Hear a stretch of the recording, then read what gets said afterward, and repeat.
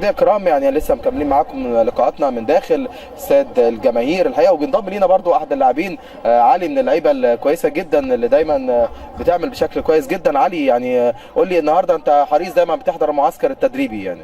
والله احنا التدريب كان صعب بس بنأدي بشكل حلو عشان كله.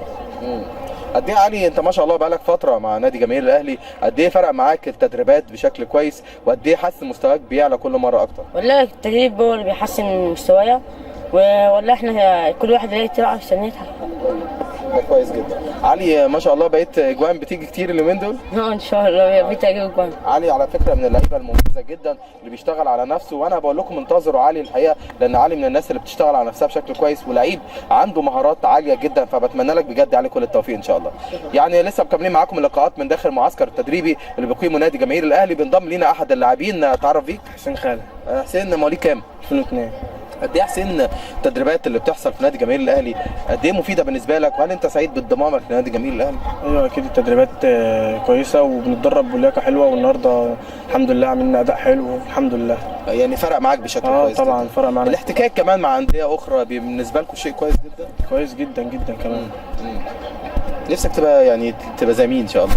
احمد حجازي. يا رب اشوفك لعيب كبير ومكسر الدنيا ان شاء الله. شكرا بيك. اهلا بك. محمد جمعه. محمد ما شاء الله النهارده بتحضر معسكر التدريبي اللي بيقيمه نادي جماهير الاهلي، قد ايه المعسكر التدريبي بيفرق معاك بشكل كويس؟ بيفرق فرق كبير طبعا معايا، لازم عشان اخد هنا خبره طبعا، اخد خبره هنا طبعا في رابطه مشجعي الاهلي هنا مع الكابتن رمضان والمدربين، طبعا بيفرق معايا كتير يعني. انت مركزك ايه؟ باك. قد ايه حاسس مستواك اتحسن اكتر من اول؟ الحمد لله طبعا هنا. تدريبات ممتازه جدا يا كابتن الحمد لله. ما شاء الله. واحتكاك بقى بتلعبوا دوري وفرق مع اكتر من فريق، فبالنسبه لكم شيء كويس. والمجموعه بتاعتنا كويسه طبعا الحمد لله، والفريق معانا كويس جدا ان شاء الله. بتمنى لك بجد كل التوفيق واشوفك لعيب كبير مكسر الدنيا ان شاء الله يا كابتن. شكرا ليك. لسه مكملين معاكم استاد الجماهير ولقاءات مميزه مع اللاعبين من داخل المعسكر التدريبي النادي جماهير الاهلي. اتفضل اتعرف بيك. هشام السعيد. مواليد كام؟ 2000. 2000. قول لي بقى قد ايه المعسكر التدريبي بالنسبه لك كان شيء مميز جدا وكويس النهارده؟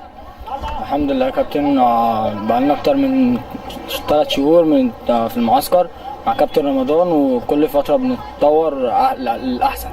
ما شاء الله. يعني حاسس ان انت مستواك ارتقى بقى افضل يعني؟ الحمد لله. انت مركزك ايه؟ فيرود. فيرود. بتجيب اجوان الحمد لله؟ الحمد لله. نفسك بقى تبقى زي مين كده ومكسر الدنيا في الملاعب ان شاء الله؟ ابراهيموفيتش. يعني بص الراجل بيتكلم على انترناشونال شغل عالي.